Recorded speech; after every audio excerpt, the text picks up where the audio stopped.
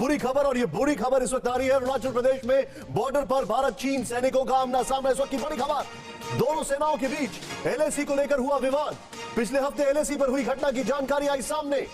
कुछ घंटों तक चीन भारत सैनिक रहे आमने सामने। आखिरकार प्रोटोकॉल के तहत मामला शांत किया गया।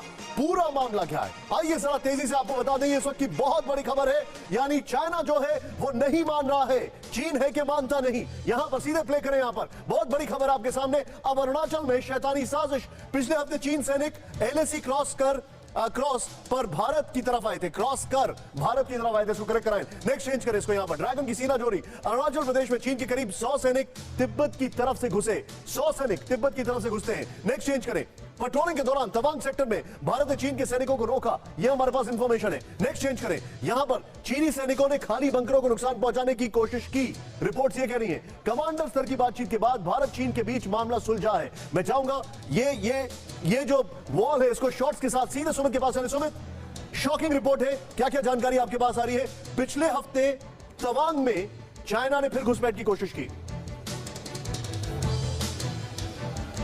बिल्कुल, आपने बिल्कुल ठीक कहा निशांत, क्योंकि आप देखें कि जो तवांग का जो इलाका है, चाहे वो बुमला हो चाहे यांगसे हो, ये वो इलाके हैं जो बिल्कुल एलएसी के इलाके। 1962 के अंदर भी इन्हीं इलाकों में जंग हुई थी भारत और चीन के बीच में। लगातार एक परसेप्शन लाइन के ऊपर दोनों ही देश काम करते हैं। भारत उसको एलएसी कहता है, चीन उसको चीन क्लेम ऑफ लाइन कहता है। लेकिन इंपॉर्टेंट ये है कि पिछले एक महीने में हम देख रहे हैं कि न सिर्फ उत्तराखंड बल्कि अरुणाचल में कई इलाकों में इस तरीके से कन्फ्रंट्रेशन मिला। हालांकि ये जिस तरीके का स्टैंड ऑफ या जिस तरीके का आपस में कन्फ्रंट्रेशन था, इसको लेकर ये कहा गया कि दोनों जो पेट्रोल पार्टीज थी वो आमने सामने आ गई एक ही वक्त के अंदर, जब लगातार दोनों अपने एरियाज को पेट्रोल डोमिनेट करने के लिए बाहर निकली हुई थी। अरुणाचल में सीमा पर फिर आमने सामने भारत चीन दोनों सेनाओं के बीच एलएसी को लेकर हुआ विवाद। पिछले हफ्ते एलएसी पर हुई ये घटना और कुछ घंटों तक चीन और भारत के सैनिक एक बार फिर से आमने सामने। आखिरकार प्रोटोकॉल के तहत मामला शांत किया गया। किसी भी पक्ष को कोई नुकसान की खबर फिलहाल नहीं है। तो पिछले हफ्ते की यह घटना जब दोनों देश के सैनिक आमने सामने एक बार फिर से आए। अरुणाचल में लाइन ऑफ एक्चुअल कंट्रोल के पास की यह घटना है। हालांकि खबर यह है कि कोई नुकसान किसी भी पक्ष को नहीं हुआ है। सुमित चौधरी हमारे साथ इस वक्त जुड़े हुए हैं, हमारे सहयोगी। सुमित, नुकसान तो नहीं हुआ है लेकिन कोशिश वही चल रही है सीमा पर एलएसी पर डिस्टर्बेंस की चीन की तरफ से।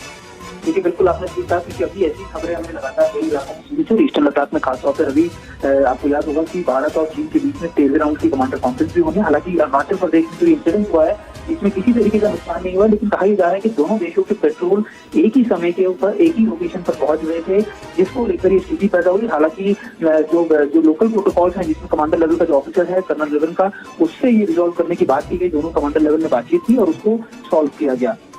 कई राउंड्स की सुमित कमांडर लेवल की बातचीत इसके पहले भी हो चुकी है, लेकिन ऐसा लग रहा है कि जो इंटेंशन है वो बरकरार है।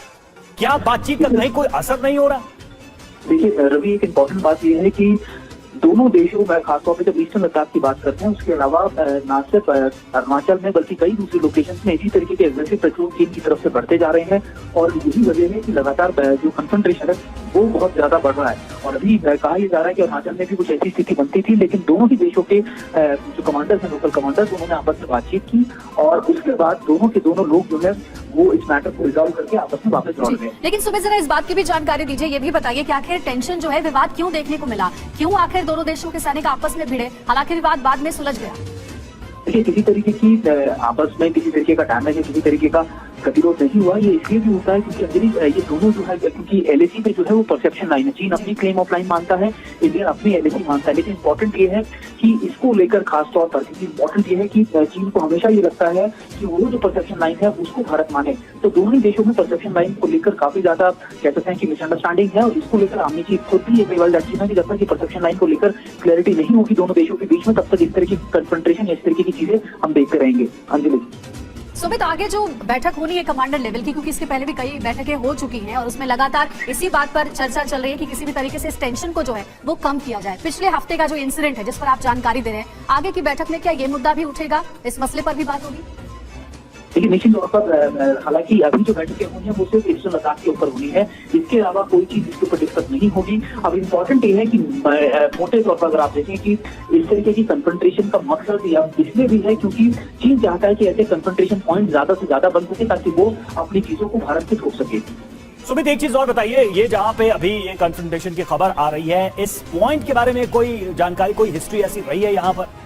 पहले देखिए, जो कहा जा रहा है वो ये कहा जा रहा है कि ये इंसिडेंट जो है वो यांगसे की तरफ कहा जा रहा है कि लाइन ऑफ कंट्रोल एलएसी के पास हुआ, जहाँ पर दोनों जो है जो पेट्रोल है पॉइंट वो आपस में दोनों पेट्रोलिंग की जो पार्टी है आपस में एक दूसरे के सामने आ गई एक ही दिन में, और इसी को लेकर खास तौर पर जो ज्यादा आप कह सकते हैं कि इशू क्रिएट हुआ। हालांकि दोनों कमांडर लेवल में लोकल कमांडर ने मैटर को आपस में बातचीत करके सॉल्व भी कर लिया।